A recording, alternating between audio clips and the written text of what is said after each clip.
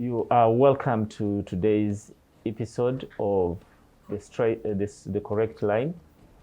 That is a product of Hajjat Media that comes to you.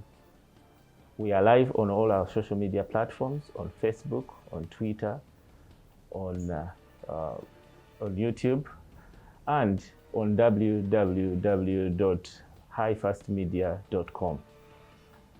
I'd like to our guest today is the Minister for Kampala and Metropolitan Affairs. We would like to remind all Ugandans that COVID is with us. We need to follow all the guidelines that have been given to us by the Ministry of Health. Wear your mask, wash your hands as often as possible. When you go to public, make sure you maintain social distance, because it's not just the 42 days. After 42 days and then COVID is over, COVID will still be with us, and we still need to maintain and follow through all the guidelines that are given to us by the Ministry of Health. Thank you, Madam Ms. Kabanda. First of all, we want to congratulate you upon your appointment to this high office. Thank you very much. And most thankful as Kampala resident for having selected one of us, because you're one of us. You've been in all the systems of the city, and we want to thank you for having been sent to us to be our minister. You're most welcome. Oh, thank you very much. Yes, just to begin, how did you start your political journey? Just briefly, just bring everybody up to speed. Okay. Hajjat Minsa Kabanda has been in Kampala for a long time. I've been working in Kampala, but my politics started in Chisenyi 2, Biro Zone, as an LC1 chairperson. Then I came as a councillor, LC2, LC3. Then I came as a councillor, LC5. But I've been in different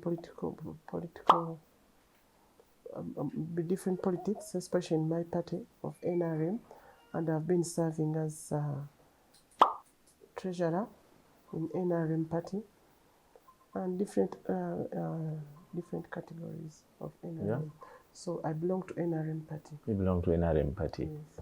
Because the party that is the ruling party as well. The ruling party, and I'm happy for that. What was your feeling when you first heard you had been appointed Minister for Kampala, considering the challenges that you already know were part of Kampala, and did you feel like it was a ticket to a lot of troubles, or did you see it as an opportunity to do your part? When I heard about it, I was just coming from duty, because I have a clinic in Chisenyi, Mengo Doctors Clinic. I'm the director there. It was around 10 p.m. When I first when I received the first call. When I received that call, I could not believe my ears, but I continued going home. And on reaching home, that's when I learned about everything and confirmed that the president has appointed me as Minister for Kampala. That's when I started feeling happy. I was happy because I did not know about it. It was new in my ears, but I was excited as someone would be, and my family as well. They are all excited. Yeah. We are also excited as residents of Kampala, having you, one of us, becoming a minister for Kampala.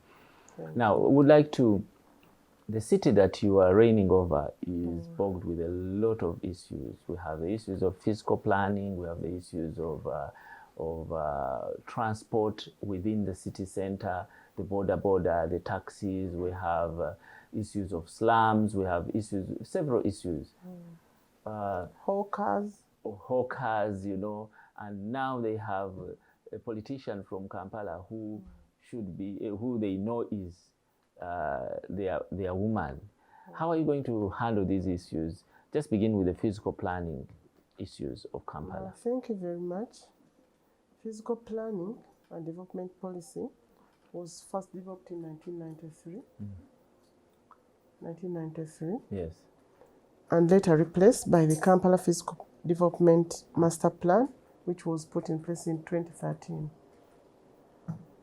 This is an enabling plan that is a point at where we want Kampala to be tomorrow. So that plan is going to guide us in Kampala metropolitan area, and this plan is being implemented in phases and has been slow because of the problem of funding and the COVID-19. Yes. Because, So the main problem since has been, last year, yes, we have a problem of funding, and COVID-19 has also affected each and every the economy of Kampala, of Uganda as a whole. yes. What about I will quickly digress you into the politics of Kampala, the administration side, the technical side, and the political side. When you talk about development, you cannot differ from politics, because politics partially affects Kampala Planning Authority, because people in Kampala, sometimes people put politics above development. Yes. So sometimes and they the public use suffer. the name of the people. Because you might plan this. that no building is going to be opened without this, then a politician comes and says, no, I've told you to put it there. So I think politics has partially affected the developments in Kampala. What the politics this time round compound onto the COVID-19 and the slowness of funding, considering that over 90% of the Kampala City Council is predominantly opposition, who have a mindset that one of the ways to do politics is to frustrate government plans and the city development plans. But for us, when we are putting up policy, we don't mind about the opposition, because we know they will never be satisfied that government has done this and this. So we just do what we are supposed to do, and we ignore other issues. Okay, that's a good one. Because as I've been telling you, for me, I'm not ready to fight any opposition. I'm going to put them on board and we work together for the betterment of Kampala and for the betterment of our country. Okay. Now talking about the slums, Kampala is hedged with a lot of slums. We have the Kamochas of Kampala, we have the Kisugu, we have all these congested places, and they are part of the city. What is your plan for the slum dwellers and the slums themselves? The slum dwellers, I also come from the slums. And I'm happy to tell you this, because I come from Chisenyitu parish, and I've been there for over 30 years. But it's a big issue, not only in Kampala, but in almost all cities of the world. Yes. They normally come up as a result of urban poor to come to cities to work, but cannot descend accommodation. The government certainly thinks about the plight of such people and have, through partnerships with some local and international organizations, tried to address the issue of slum dwellers. At one time, we had slum dwellers in India, and the problem was getting the real sites. Yes. But it was started the way forward because I was still a counselor at the Central Division, and we visited India, the Slum Dwellers Association. And I think politics also intervened, and the program was not all that well. But this time up, we are going to revive it and see what we can do.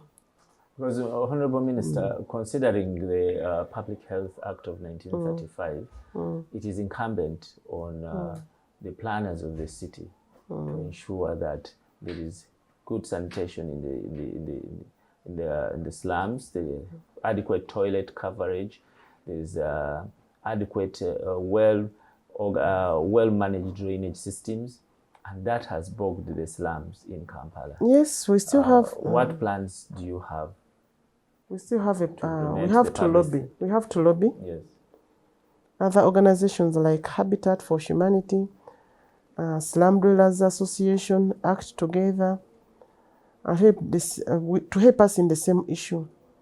But this problem has been there of land issue, as I've told you, that we don't have our land, so we have to buy land, and sometimes government might say, these donors might say, we want land, and we put up something, but we have a problem of lands. So what are you going to do about that, Honorable? We are still going to lobby for land and talk as a minister for Kampala. I can lobby KCCA to buy us land for those people.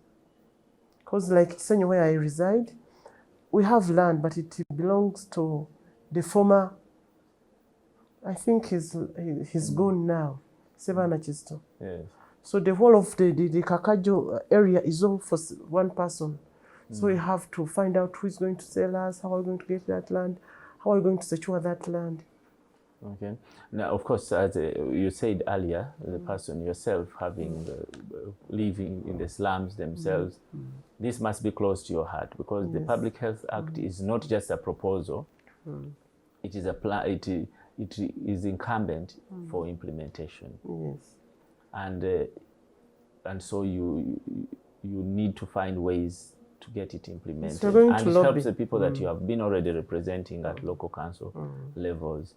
Is there a work in progress, or is it stalled, or what are you building on, or are you starting all over? The other time we had started, but as you know, politics intervened, and it hasn't been moving on well. But since I'm the minister for Kampala, I'm the minister for KCC, we are going to lobby again and bring it back on board. Because people had started saving, because we were saving, daily saving, then we secure land. It was not only in Chisenyi, but even in Waise and other areas, Chifumbira, Kamocha, even in Jinja, it was there. So that program was a little bit bigger than Kampala issues. Yeah, Chisenyi was one time one of the largest slums, and by passing of time, it is beginning to get developed by large developers and large individuals, individual projects and businesses.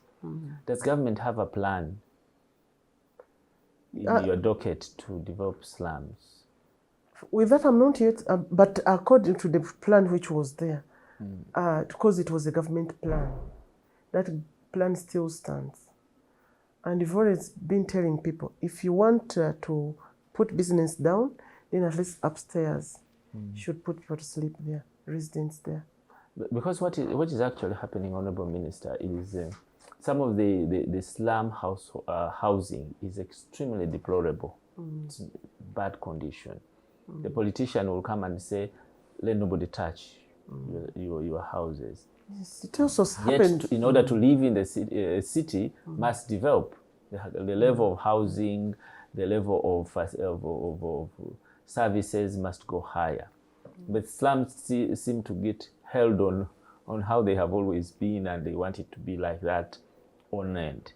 What are your plans to help these people understand that they need to improve their living conditions, and considering that we have a big deficit in housing in Kampala and indeed in Uganda? Sometimes if you don't put politics ahead, we should talk to these people. Sometimes things happen without informing people. How did you give us the story of Chisenyi? How like did you it happened do it on Saturday. Yes. They just came, they enforced, and they started breaking. So if you start breaking, that means people are going to fight you. And we wouldn't advise people to just come and break through people you've not explained. But when we talk to our people, when we explain to them the benefits they are going to get, they will accept, because they're all human beings. Yes. So no one wants to stay somewhere where there are no toilets, there are no kitchen, they sleep in one room. But depending on how we talk to them, since I've been with those people for a long time, I think I can easily talk to them. I can easily explain to them why you want to develop the area. Because sometimes I think that maybe someone wants to take my land. some not to be rigid on this. And So, but if we talk to them through their leadership, they can easily accept and work on that. Even before, during that time, we talked to them, and they agreed. They had started saving. Yes. We started saving for because they were eager waiting to get at least small houses with a toilet, with a bathroom, and with a kitchen, and at least separate rooms. Because sometimes people sleep in one room. The family is there. You're a married person, and sometimes, as you know, things happening in Chisenyi, you might be taking something to boost you up. Then you come back in the evening. Your children are seated there. Some things always happen there, and you always get cases in those slum areas. So, but we've talked to them, and we think they can easily improve. Okay, that's commendable. We really appreciate. And you draw from your experience, having already been a leader in Kampala. Are there any plans? Because many, like you said in your introductory remarks, many people leave the villages, the rural areas, to come into the cities looking for opportunities. And sometimes those opportunities are not forthcoming. Are there plans or programs in your office that are geared towards helping the economic emancipation of especially the vulnerable women, the needy youth? There are no jobs. What plans? Are there any programs in your office, or Absolutely. are you looking to lobby? Yes, what plans as a mother and as a... Thank you very much. Because in KCCA, we have departments. Yes. There is gender department, there is physical planning, there is so many departments there. Through the through gender, we can teach these people. We can first of all, we have to orient them. Yes. Because those boys there in Chisenyi or in slum areas, some of them are drug addicts. Some of them have gone to school, but they are just desperate. And some of them have no skills. Have some skills which we need to improve, and others are willing to work. Yes. Others are willing to work. So when you talk to them, you can categorize them, take them to KCC, because we have this. They are distilling the drainages, they are sweeping, they are road sweeping. My plan is, if we talk about this, if we orient these people, we are going to put them in their different categories. Having sensitized them, we shall see that maybe this one is educated. Let's look for a job as a law enforcement officer. Then those ones will go in that category. Then the others can go for sweeping, road sweeping, but I don't want to mix issues. If you belong to Kampala Central, you remain to Kampala Central. Yeah. If you are in Kawempe, you do those jobs in Kawempe. If you are so that's what we are going to do. If you are in Mukono, you remain in Mukono.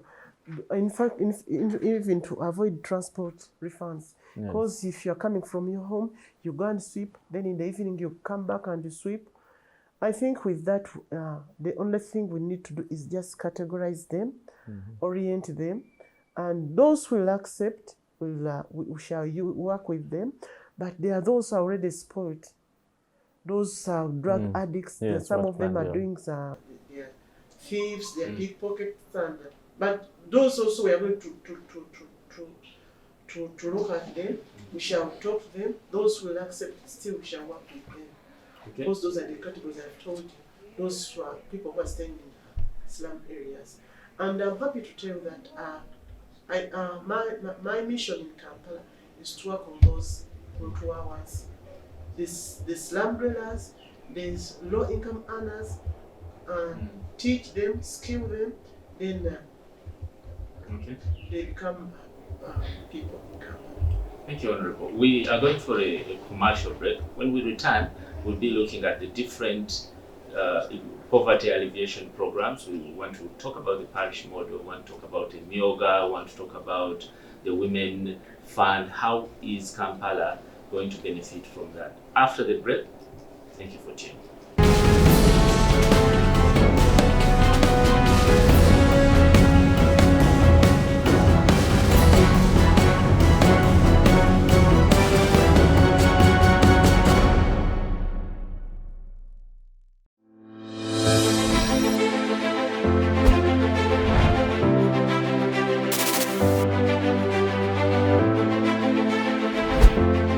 Unemployment is one of the challenges faced by Uganda, with statistics putting unemployment rate at 64% of the youth population. Could it be the government policy on job creation is a lip service? Or it's because the youth representation in the government is just a name and not a service? Hi, I'm Kathy. Join me on Youth Echo as we discuss matters and challenges faced by the youth today. On High Fast Media, just right where you are, via our social media handles, Facebook, Instagram, Twitter, and YouTube. High Fast Media, connecting audiences. Do you know what's in your area or around you? We bring you local programming in and around the world with well-researched news from a team of well-trained journalists. Don't miss current news coming to you in the comfort of your Kafunda, traffic, in your living room, at work, market, office, border, whether on phone, tablet or computer. High Fast Media digital platform engages users and subscribers everywhere. Tune in now by one click on Facebook, Instagram, Twitter, YouTube and our website. High Fast Media, connecting audiences.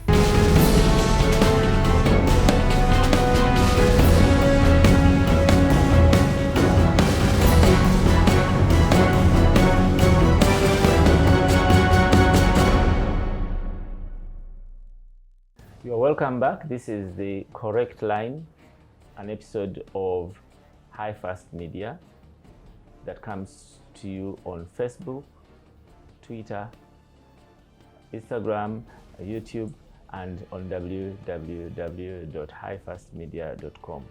Thank you so much for staying with us. We are still with the Honorable Hajjat Mr. Kabanda. You are welcome back, madam. Thank you, sir. Before the break, we were talking about poverty alleviation programs. The recently released UBOS report says that Kampalians, if I can use that word, poverty is prevalent to in about 2%. That sounds very attractive, but realistically, there are many poor people in the city that you reign over. There are new plans that government is introducing with a view to enhance household incomes. The Myoga Fund, the parish plan, parish model plan, there are the Women Fund, and there are other plans. How do you see Kampala leveraging on these plans, benefiting from these plans, in your view, to ensure that poverty reduces to 0%, the ideal?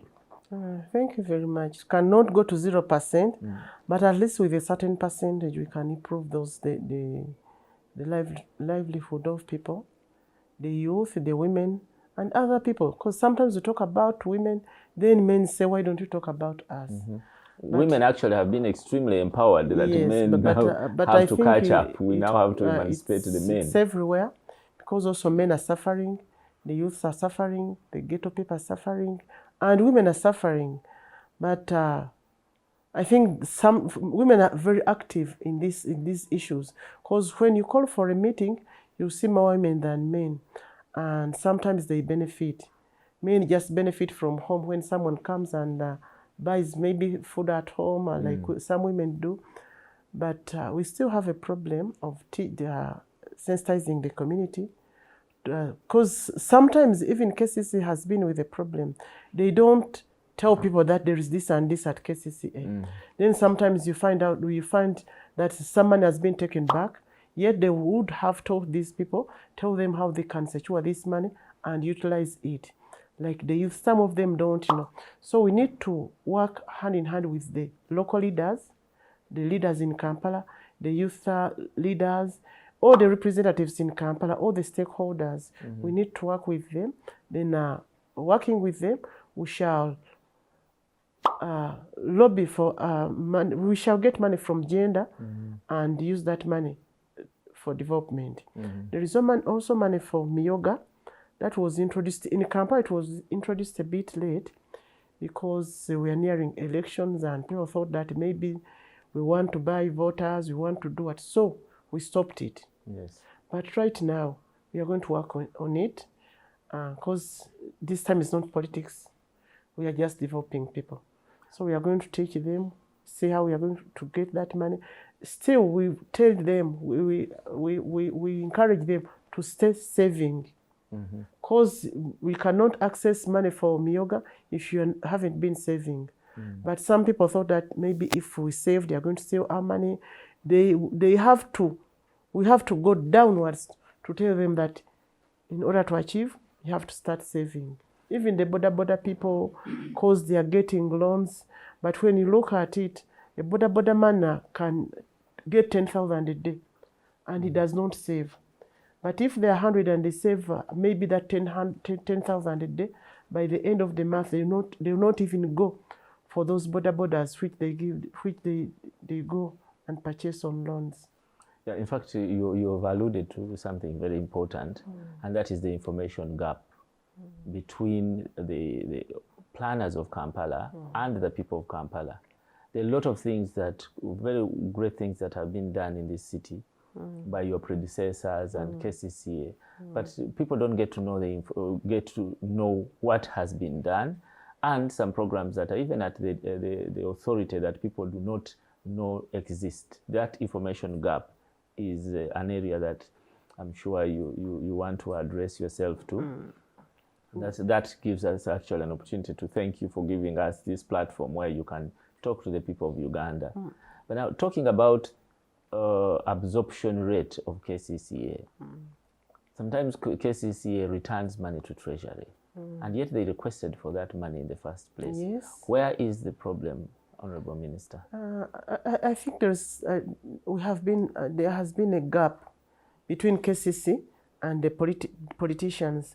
Technical people at KCC, they don't have that respect for politicians. Yet politicians are implementers. Sometimes they want to work for their people. They run around looking for all the possible funding, but sometimes they are denied that information. But sometimes politicians bring things that are not administratively viable, maybe. But a good politician, if you know there is something at KCCA, you can easily get a proposal, make it for your people, then they get that money. But taking that money back, I cannot support that. Yes. And I've been in office for 1 month. We've talked to the technical people. We've told them what we want. And one of these days, we're going to have a meeting with the gender people. They should explain to us how they should give us a work plan for the first 3 months.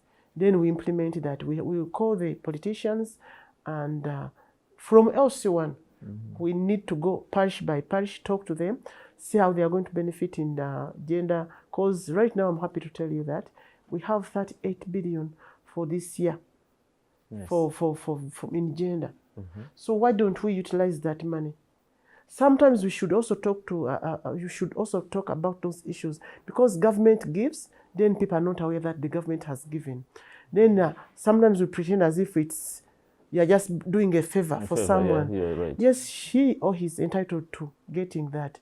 So we should be with people who are going to talk about government programs, implement government programs. Then people are going to appreciate.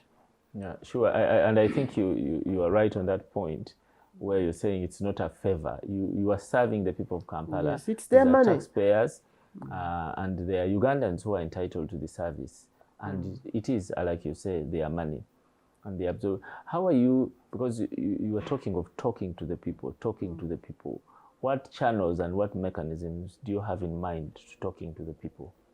You see, sometimes politicians can talk, but still you have other people whom you think they have experience on that. Even now on press, as we are doing now, you can do a press conference. You can get some other people, school children, then Twitter. We can talk about all those issues, because right now Uganda is developed. You can use all other avenues.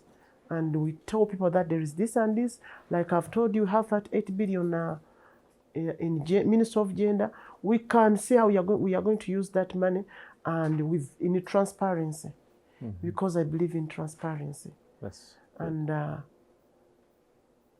I need just cooperation with other stakeholders. Then you work on it. Yeah, certainly that would be very commendable. We pray it sees the light of day as you move forward in developing this great city. I'd like to digress a bit and talk about what is going on right now, and it's fighting COVID. It's everyone's responsibility to fight COVID. Just give me an overview of what you see in terms of how COVID has affected your constituency, which is Kampala and Kampala City and metropolitan area. First of all, COVID is everywhere, and COVID is real. At first, people did not realize that COVID was there. They thought it was politics, and they started playing around with it. But since we are all aware that COVID is there, COVID is real, and COVID does not segregate any person, whether poor or rich, because it has killed each and every person.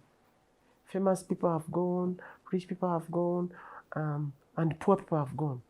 So we should all fight together as a country, as Kampala people, because at first people were saying, let's open, but this time when they closed, everyone was saying no. At least we've appreciated. Yeah, and Kampala was worst hit, actually. Yes, people were saying no. At least let the president close every person. Yes. But still, they are coming back because they are getting used to it, and they are not adhering to SOPs, and they think. Cause I always tell people, but if you go to a hospital, I have a hospital. If you come to hospital and you have COVID, you have to pay at least 3 to 5 million. To get cured. Sometimes you might be cured, sometimes you might die. But dying of hunger is known. You cannot die of hunger. And the way COVID is being transmitted, because you can take porridge, you can do, of course, improvise anything small. But with COVID, you cannot fight it. So that means we have suffered a lot with COVID, and people should go for immunization. Talking about enforcement of the standard operating procedures, the experience of Kampala is that in some places it seems more selectively implemented. What should be the ideal? I think, okay, sometimes these enforcement officers overreact. Because if they could tell people that, like, maybe warn them and tell them to leave the place, but sometimes they overreact, and we get a bad image as government. Because I have a clinic in Chisenyi. Sometimes they can receive more than 10 people being insulted, beaten up, brutally stabbed. So you are taking someone you are implementing an order, but you are also doing another offense. That's not right. Yes, I was talking about selective. There's some places where they have a soft landing. They are not adhering to any SOPs, and they get away with it. No, I cannot comment on that, but I think it wouldn't be right. All animals are equal. I wouldn't say some people should remain on work, should do what. They should follow instructions as per presidential directives. Because even councils had wanted to sit, and we told them, no, first of all, you have to go for a COVID test. Then even if you've done a COVID test, still you have to be not more than 20. But people break rules, and they do as they want. Like sometimes you can find an ambulance taking people going for other duties. Just sometimes you might not know what is happening, but I wouldn't encourage that. Now, talking about, we don't know what the turn of events is going to be when the president talks to us. We don't know whether it's going to extend or whether it's going to open up. We don't know. But the experience has been that, for instance, retail shops have been allowed to work in all the suburbs, but they source their products from Chikubo, and then where they source their products is closed. How should that have been done, and how sustainable is that? Right now, as in my ministry, we've instructed the KCC people to start reorganizing Chikobo people, and they have enforced. That's very good. We are not putting any lockup outside the shop, and we've talked to the landlords there who want few people in those shops, and people will be able to buy things from Chikobo anytime we open. Still, they have to maintain the SOPs as they have been doing. But Chikubo was also congested, and we are also working on their road just for easy transport and everything. And we are going to clean up Chikubo before they enter. Then they will be able to access their things. But still, as a medical person, I think it will be better. We encourage people to go for immunization before they proceed with their work. Yeah, and thankfully you are already looking into the exit plan after the lockdown that we are experiencing now. But there is an issue to do with the landlords and the tenants. Because they have not been working and most of them just suddenly got locked up. How are you intending to intervene regarding the tenants, landlords, the taxis, the revenue collection? How do you intend to? We have already interacted with the landlords and their leaders, the tenants. We hope we are going to talk to them. We are going to agree on how they are going to handle our people, because people haven't been working, and it was immediately after the first lockdown. So they don't have that money for rent, electricity bill and water. But also the landlords are telling us that they also have loans to pay. So at least we are going to see how we are going to get a win-win situation. Then at least we agree on a certain point. But because at first we had wanted to open up those shops, but they were telling us if you open up shops, people haven't been paying for over 6 months, and then they're going to go with our money. They're just going to look for other shops. And with also landlords, sometimes they say, okay, you've left this place, come to my place. So we think we are going to have a meeting with landlords and these other stakeholders.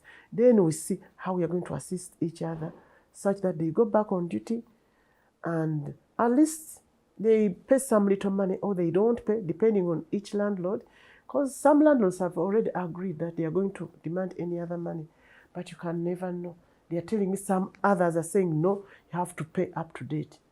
So, because since they are not our shops, we cannot force them that you have to do this and this. But we shall just talk to them politely. If they agree, then we go with what they've decided.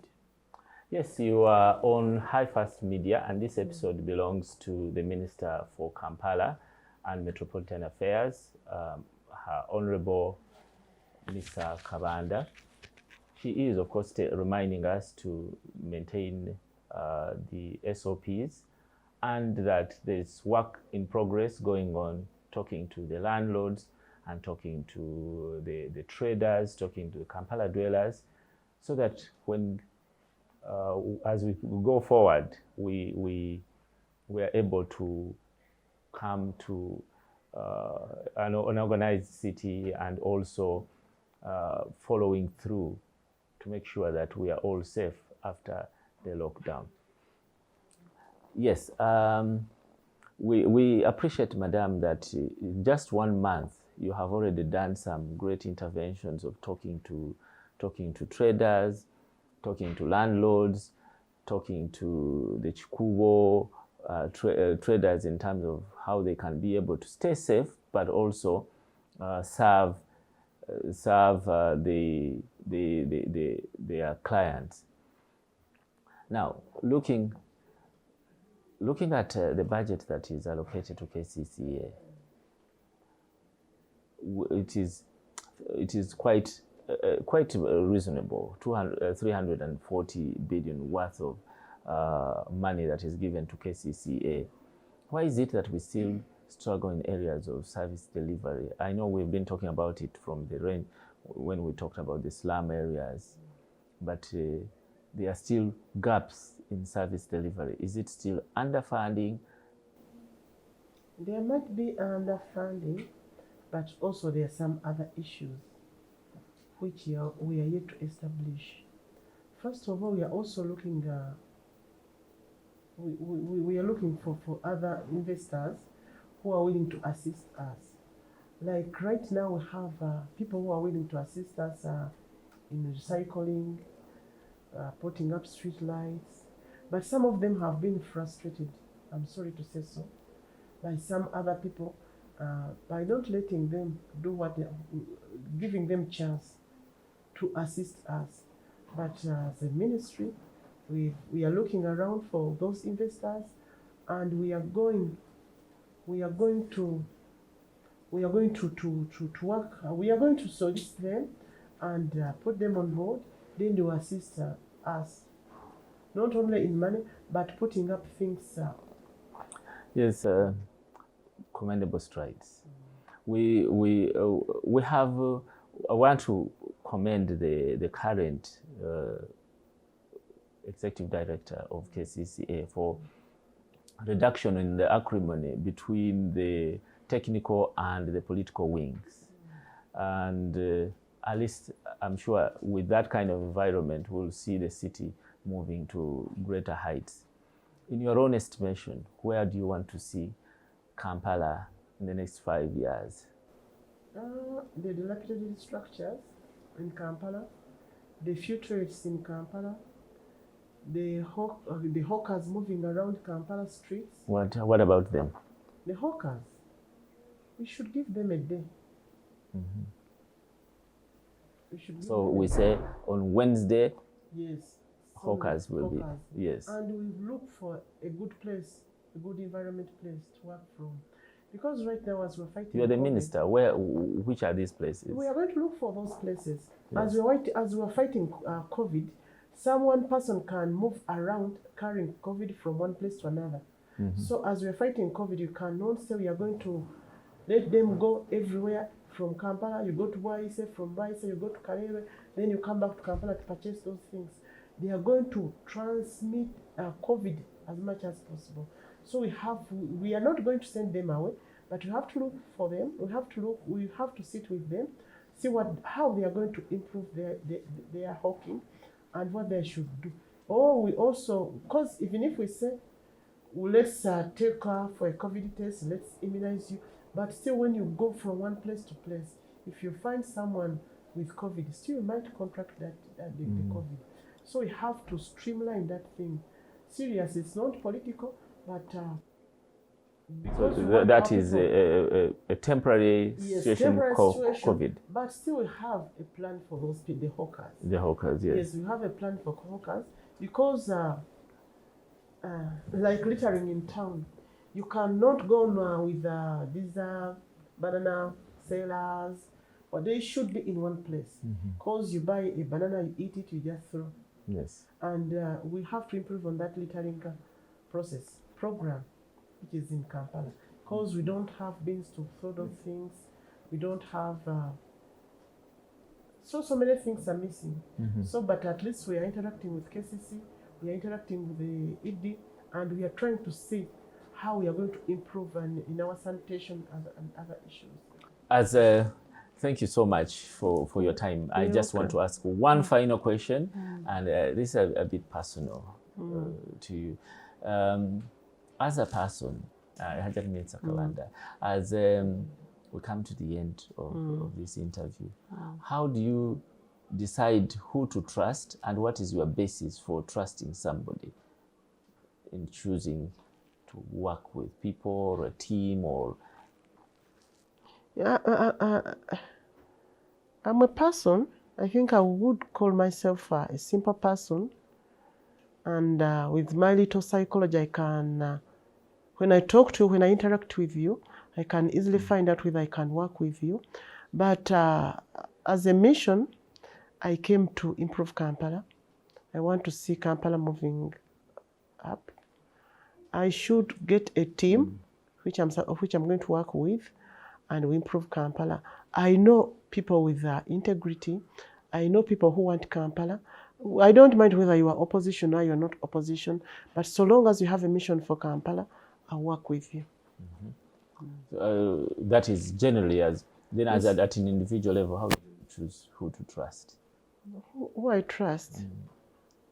What are the symptoms of people you trust? Those who are transparent, who are not corrupt, who cause corruption has affected the whole country. Yes. Some people want to get money easily. So with my experience, I'm going to solicit people whom I can work with experience, one thing, with trust, and without corruption. And I've already selected some. Well, that's good. Yes, I've already selected some, and I know we are going to move on well. All right, as we close, is there any message you would like to give to the people of Kampala that are watching you? People of Kampala, first of all, I salute you. And I want to tell the people of Kampala that when I was appointed the Minister of Kampala, I got specific instructions from the appointing authority to do with changing Kampala.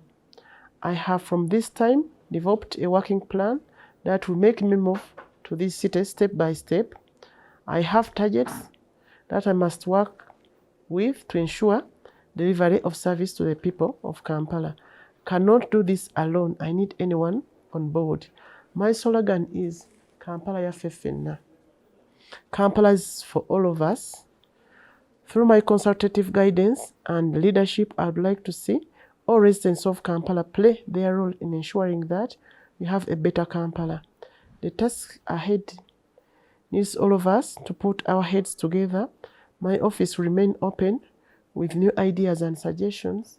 In fact, I need suggestions and ideas from youths, from all categories, people with disability, the youths, the ghetto people, without leaving any person behind. Have to work with all those categories to improve Kampala, and I've started with that. I get meetings with several categories, and I know with that we are going to run Kampala well. Thank you very much, Honorable Minister, Mr. Kabanda, Minister for Kampala and Metropolitan Affairs. We thank you for having been with us on The Correct Line. My name is Harry Mwebesa. Please do not forget to follow us on our social media handles on Facebook, Twitter, Instagram, YouTube, and on www.highfastmedia.com. Till next time, I remain Harry. Bye-bye.